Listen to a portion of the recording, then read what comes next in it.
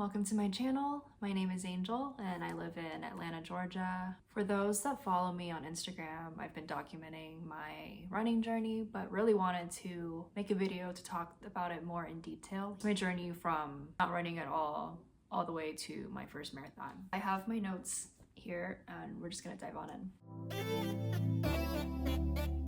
Walking through a timeline from my first 5K to my first marathon. Last year in May of 2023, I ran my 5K. Then I ran the 10K in July of 2023, then a 10-miler race in October, my first half marathon in November, and then I did my first marathon in February of 2024. Between my 5K and my 10K, I was just kind of establishing my baseline, so didn't really have a training plan, but just made sure that I could work up from a 5K to a 10K safely. After the 10K is when I started training for my half marathon. It was a 12-week half marathon training plan that I used from Run Like Beck. For more context, within the 12-week plan, each plan consisted of 4 runs, 1 day of strength training, and 2 days of rest. And the runs were 2 easy runs a week, 1 speed run, and then 1 long run. From basically July through November is when I did the training for my half marathon. So after my half marathon, I rested for a week. It was also around the time of Thanksgiving, so I had family over and it was just nice to take a break from running. Picked right back up with an 18-week marathon training plan. Same as the half marathon plan, I used Run Like Beck's training plan. Throughout my entire running journey so far, I have run exclusively in Hoka shoes. Started off with the Hoka Clifton 9 in the regular size, realized that it was giving me blisters because I have wider feet. So then I actually went to my local Fleet Feet to get fitted so that I had the right size and the right width.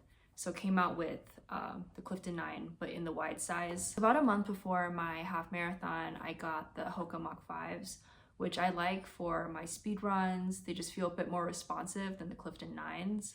And so I actually wore the Mach 5s for my half marathon race, but realized about 10 miles in that it was giving me pain on the bottom of my feet. So because of that, I decided for my marathon to run in my Clifton 9s just because that's what I was training all of my long runs, and I knew I was comfortable in it and that it would last me the full 26.2 miles. So for all of my runs, I would bring my spy belt, which just clips around my waist, and it's really handy because I can just slip my wallet in, then I can clip my spy belt water bottle on. If I'm doing a run that's more than like 6 miles, then for every 3 to 4 miles in that run, I'll take a gel. I found that I really like the Huma Chia gels better. I've tried like Goose, Honey Stingers, Cliff gels. They all are fine. There are just some flavors I like more than the other, but Huma Chia gels are my favorite so far. Just the consistency and the flavors for me are always great.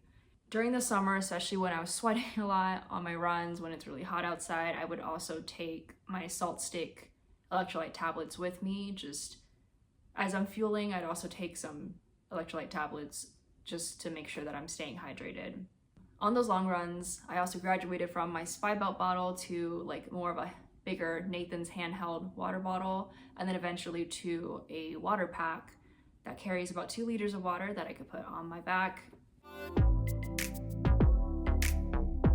So Atlanta has several run clubs that I joined during my training. The ones that I joined are Atlanta Run Club, Girls Who Run, and Balance Running. It's really nice to run with a group, especially when it's darker for safety reasons. It's great to also build community, to know people, and then also to learn more about the city. I was able to go run routes in different neighborhoods in the city and not just like in my own neighborhood.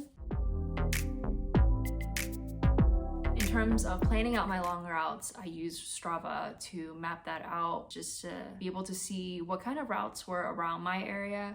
And then if I wanted to create my own personalized route, I was able to do that as well.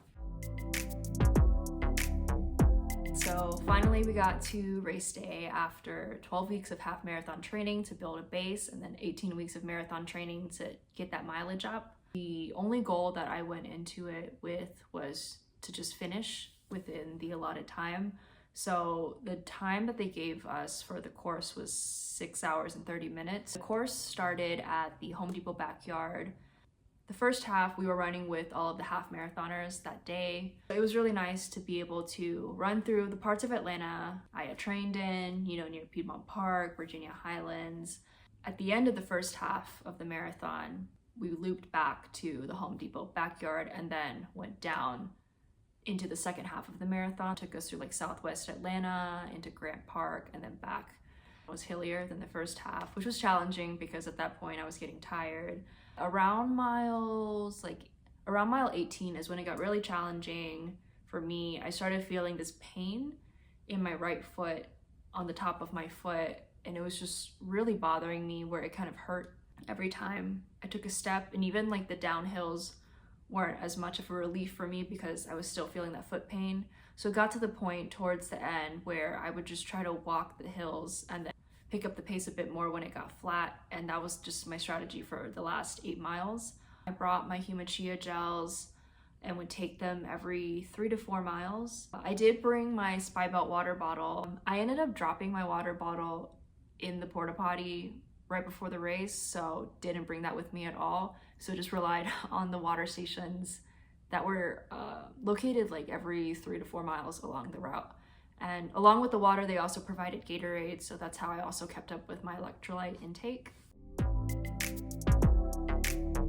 So what I've learned from marathon training for 30 weeks, the first was the importance of strength training. This was what helped me to stay injury-free and also helped me to build up my endurance for those long runs. Before training, I thought that recovery was just, lying in bed, sleeping, which is a part of it, but I also learned how to incorporate foam rolling, stretching, using compression boots, and that also just really helped to speed up my recovery during my rest days in between my runs. Along with nutrition, just cutting down on my alcohol intake so that I wasn't dehydrating my body, and also just so that I wasn't, as tired or sluggish on my runs.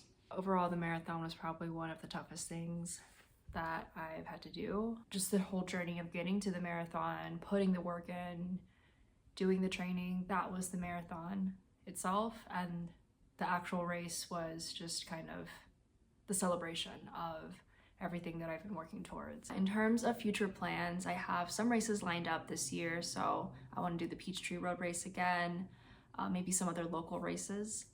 Don't know just yet if I want to run a second marathon anytime soon, but I definitely plan to continue running half marathons and just keeping that baseline and exploring more races. If you have any comments or questions, feel free to reach out, and